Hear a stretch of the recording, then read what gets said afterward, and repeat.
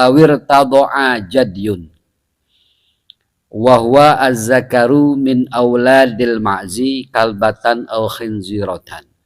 Lawir tado'a jikalau menyusu.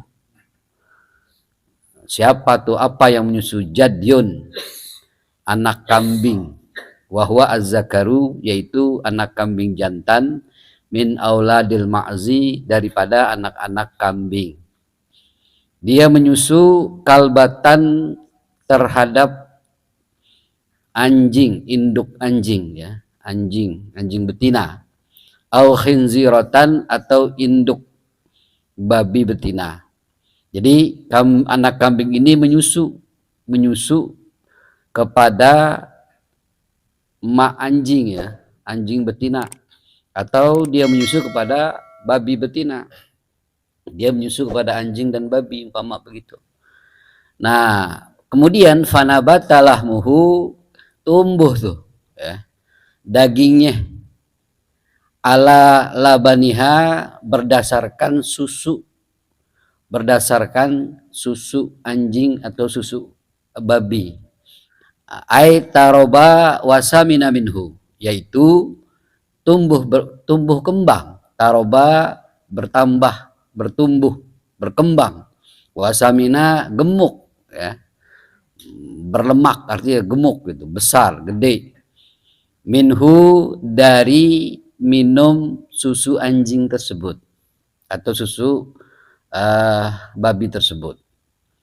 Lalu bagaimana perihal status daripada kambing jantan itu yang minum susu babi dan anjing? Lam yanjus alal ashah, tidak najis. Jadi kambing itu tidak najis walaupun dia minum air susu dari anjing dan babi. Alal ashah, menurut kaul yang sahih. Jadi secara sahih bahwa kambing itu tidak najis. Nah, kemudian naqala ba'duhum, telah menukil ya, ba'duhum, oleh sebagian ulama, anna kullal kilabi najisatun, bahwa semua kilab, tiap-tiap anjing itu najisatun, adalah najis ya. Jadi anna kullal kilab najisatun, bahwasanya pada dasarnya tuh semua anjing itu najis. Anjing semua najis, iya. Illa kalba ahlil kahfi, kecuali anjingnya ashabul kahfi, fa innahu tahirun. Nah, anjing sahabat ashabul kahfi itu hukumnya adalah tahirun, suci. Jadi kan zaman dulu gitu kan ya, istilahnya zaman sebelum Rasul diutus tuh kan ada ashabul kahfi itu ya, ashabul kahfi. Ada berapa orang di situ kan? 7 ya, 7 manusia itu ashabul kahfi itu, 7 orang. Yang 6 itu adalah para pejabat kerajaan tuh, yang 6 ya, dan kerajaan, menteri lah kalau kita bilang begitu. Nah, akhirnya dia itu, ke-6 menteri itu disuruh untuk menyembah rajanya, karena rajanya itu kayak Fir'aun dah begitu, ganas, kejam, zolim, bahkan mengaku sebagai Tuhan. Nah, tapi ke-6 ini nggak mau gitu kan, ogah ngapain gitu kan. Nah, karena yang nggak mau dibunuh, dia kabur. Kalau raja itu namanya Dikyanus gitu, rajanya Dikyanus, orang Romawi, Dikyanus. Nah, ketujuh ashabul kahfi itu Martinus, ada namanya Martinus, ada Kastunus, ada Bairunus, ada Daninus, ada Yatunus, ada Tamlika, ada Kiius. Wah, itu bukan dukun dia. Jadi namanya gitu. Nah, anjingnya itu namanya Khitmir. Makanya kalau kita punya binatang namain apaan gitu kan. Nah, orang ashabul kahfi aja namanya Khitmir. Khitmir namanya ya. Nah, dia tidur selama 309 tahun ya. Kalau nggak khilaf gitu, 309 tahun tuh tidur. Nyenyak banget tidurnya. Kita mau gak tidur 309 tahun? Mau tidur aja gitu. Iya, dikuburin. Meninggal ya, ya mati ya. Gitu ya. Nah, jadi ini apa namanya, 6 orang pemuda ini kan kabur dia tuh dari kerajaan, kabur. Akhirnya dia bertemu dengan Tamlika. Tamlika itu seorang pengembala kambing. Nah, akhirnya dia cerita dengan Tamlika. Tamlika itulah yang mengetahui tempat persembunyian. Kata Tamlika, kita pergi aja Dano, yang orang lain jarang ke sono. Kemana tuh? Ya ke bukit dah paling enggak gitu kan. Nah ke bukit tuh, ke Bukit Naklus namanya tuh, Bukit Naklus Harem. Kayaknya ini bahasa-bahasa Romawi kuno kayaknya gitu ya. Bukit Naklus gitu kan. Ya pergi ke sono dah. Nah begitu dia pergi ke sono tuh, berangkat itu dengan diantar oleh pengembala kambing yang bernama Tamlika itu. Nah kemudian ada anjing yang ikutin. Kemudian kata ke-6 pemuda itu anjing ikutin kita aja itu. Gurah-gurah kalau kita bilang gitu dah. Timbuk. Jangan-jangan kalau diikutin kita ntar ketahuan kita ngumpet di situ kan begitu. Akhirnya Tamlika itu mengambil batu, dilemparin tuh anjing. Ditimbuk lah gitu. Lalu anjing itu enggak kena, enggak ada ditimbuk. Nah begitu gak kena, akhirnya anjing itu ngomong, kata anjing itu, kenapa kamu berbuat begitu dengan saya gitu kan? Saya ini yang percaya kepada Allah, beriman kepada Allah, dan saya akan menyelamatkan kalian, menjaga kalian, begitulah bahasa gitu. Ah begitu, anjing bisa ngomong nih kan begitu. Mereka pada heran juga.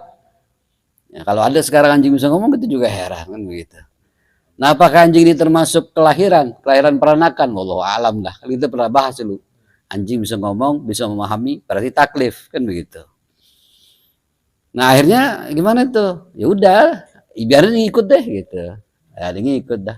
Akhirnya ikut, tertidurlah dia di dalam gua itu selama 309 tahun. Dan dijaga tuh oleh anjing itu. Nah, di mana tuh? Di daerah Apesus, Namanya Apesus atau Tarsus. Sekarang disebut Tarse. Ada di kota Turki. Nah, lucu ya, saya dulu ada di bagian wilayah Turki gitu. Itu seperti itu. Goanya namanya Goa Wasid, ya, Wasid. Anjing namanya Kitmir. Nah, anjing inilah yang dijamin oleh Allah Subhanahu wa taala masuk ke dalam surga, dan anjing ini salah satu dari jenis anjing yang tidak najis. Dia tidak najis tuh. Dimuliakan oleh Allah Subhanahu wa taala. Samping karena dia termasuk anjing yang punya iman. Beriman kepada Allah dan mengikuti orang-orang yang keimanannya kuat. Dia lebih baik meninggalkan jabatannya, meninggalkan harta bendanya daripada harus kafir, daripada harus murtad, meninggalkan agama tauhid. Nah, anjing ini ngikutin.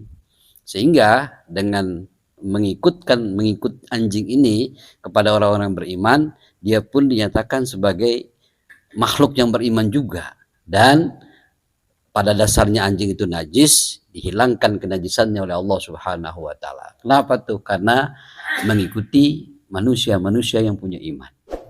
Makanya kita nih ikutin dah orang yang punya beriman gitu ya. Ya, gitu seperti itu. Nah, begitu dah ya. Itu artinya illa kalba ahlul kahfi fa innahu tahirun wa yadkhulul jannah. Kecuali anjing ashabul kahfi yang tidak najis. Nah, dia itu masuk ke dalam surga. Selesai itu ya. Kemudian bagaimana nih masalah ini nih? Kok dia nggak najis sih? Kan anjing semuanya najis. Annakul kilabi najisatun, bahwa semuanya anjing itu, tiap-tiap anjing itu pada dasarnya najis kan begitu. Kok dia enggak gitu kan? Nah kemudian summa tawaqqafa fi makna toharatihi. Summa tawaqqafa, kemudian tidak ada tawaqquf, itu maksudnya berhenti, offline. Jadi tidak ada pembahasan. Summa tawaqqafa, kemudian terhenti dari sebuah pembahasan. Fil makna toharatihi, di dalam memaknai kesucian anjing sahabat kahfi ini, ashabul kahfi ini. Jadi stop, tidak ada pembahasan berkepanjangan mengenai kesucian daripada anjing ashabul kahfi. Hal aujadahullahu ta'ala tahiran, apakah aujadahullahu, Allah mewujudkan dia, menciptakan dia itu anjing ashabul kahfi itu tahiran, memang dalam keadaan suci. Artinya apakah Allah memang menciptakan anjing khusus ashabul kahfi ini memang dasarnya suci? Satu itu. Au salabahu, atau Allah mencabutnya. Au sofa najasa, atau Allah membersihkan, menghilangkan, memurnikan kesucian, kenajisannya, sehingga najis itu dicabut oleh Allah. Pada dasarnya sih ashabul kahfi itu, anjingnya itu adalah najis pada dasarnya itu. Kemudian Allah mencabut najisnya dengan memuliakannya, seperti itu. Jadi najisnya itu hilang, berikut Allah jadikan dia mulia karena mengikuti orang-orang mulia. Jadi kalau seandainya kita penuh dengan dosa gitu kan, lalu kita mengikuti orang-orang soleh, ya mudah-mudahan kita menjadi soleh juga. Nah anjing aja yang najis, ya nggak mungkin hilang kenajisannya, gara-gara dia menjaga ashabul kahfi, orang-orang soleh, dia menjaga ashabul kahfi, dia mengikuti ashabul kahfi, dia diikutsertakan sifatnya, statusnya, mulianya sebagaimana orang-orang yang ada di dalamnya, yaitu ashabul kahfi, orang-orang mulia, kan seperti itu. Nah jadi kedua ini, kategori ini ulama semuanya tawakuf, berhenti untuk membahas, sudahlah ya, yang penting itu urusan Allah. Apakah memang dia diciptakan, anjing ashabul kahfi ini diciptakan oleh Allah memang sebagai anjing khusus yang suci, atau memang dia itu, anjing itu tadinya najis tetapi dicabut oleh Allah kenajisannya, begitu. Kedua hal itu tidak dibahas, begitu ya, kembali kepada Allah Subhanahu wa taala. Tetapi faqala, dan berpendapat nih Al-Bajuri, oleh Imam Bajuri, az-zahiru as-sani, az-zahiru as-sani, yang diambil penjelasan adalah as-sani, yang zohir daripada pembahasan itu, makna itu adalah bagian yang kedua, yaitu Allah mencabut kenajisannya. Tadinya anjing itu najis, karena dia mengikuti ashabul kahfi, maka Allah cabut najisnya sehingga anjing itu menjadi anjing yang suci, dan wa yadkhulul jannata, dan masuk ke dalam surga. Anjing masuk ke dalam surga. Nah, pokoknya banyak nih kisah-kisah anjing kan gitu. Banyak kisah-kisah anjing. Bahkan ada seorang pelacur gara-gara ngasih air minum kepada anjing, nah dia masuk ke dalam surga, kan begitu kan, kisah gitu. Cuman kisah ini kisah khususiyah. Kisah khususiyah. Kita nggak bisa mencontoh itu. Itu kisah khususiyah di mana Allah punya kuasa, Allah punya kodrat. Mau apa Allah itu terserah. Oh kalau begitu besok kita nggak sholat aja, pelacur aja kasih anjing masuk surga. Kita nggak sholat aja, nanti kita kasih aja minum air, minum anjing, masuk surga kita. Bukan itu.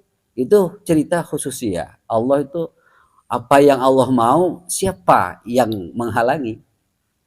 Kan seperti itu. Nah, itulah satu kisah, satu contoh, satu hikmah di mana Allah itu tidak ada yang bisa memaksa dan tidak ada yang bisa mengatur Allah.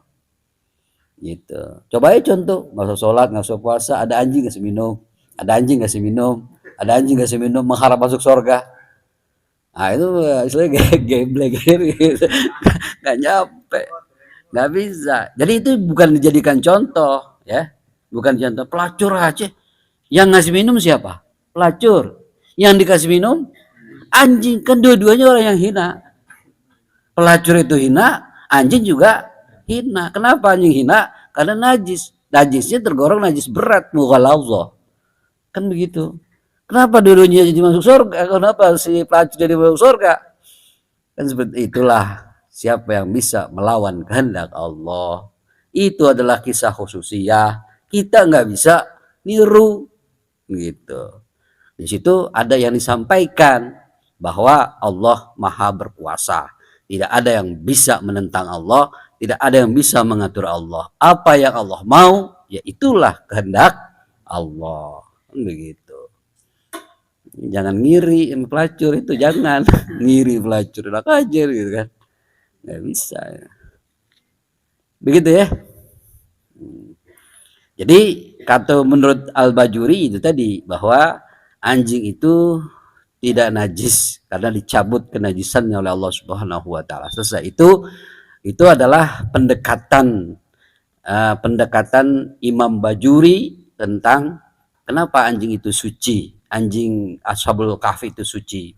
Dia mengambil sebuah pendekatan bahwa kesuciannya itu memang diciptakan oleh Allah dengan dicabut sifat asal najisnya. Bukan asal kejadian dia sudah suci, tidak. Itu menurut Bajuri.